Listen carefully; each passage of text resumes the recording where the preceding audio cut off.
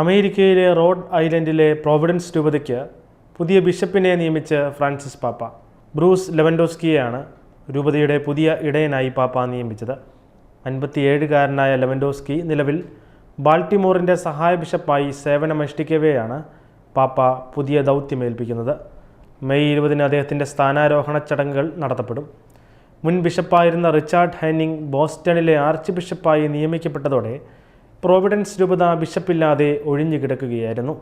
Providence രൂപതയിലേക്ക് ഇതിലും മികച്ച ഒരു ബിഷപ്പിനെ തിരഞ്ഞെടുക്കാൻ ഫ്രാൻസിസ് പാപ്പായ്ക്ക് കഴിയില്ല എന്നായിരുന്നു Baltimore arch bishop William lorry നിയമനം സംബന്ധിച്ച വത്തിക്കാൻ്റെ പ്രസ്താവന വായിച്ച ശേഷം പറഞ്ഞത്.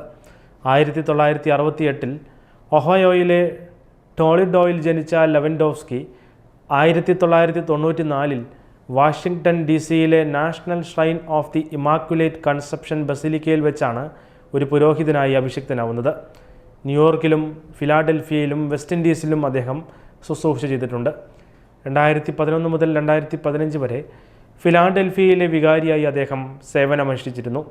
കോവിഡ് മഹാമാരിയുടെ പ്രതിസന്ധികൾ ലോകത്തെ ഞെരുക്കിയ 2020-ലായിരുന്നു ലെവൻഡോസ്കിയെ ബാൾട്ടിമോറിലെ സഹായമെത്രാനായി നിയമിക്കുന്നത്.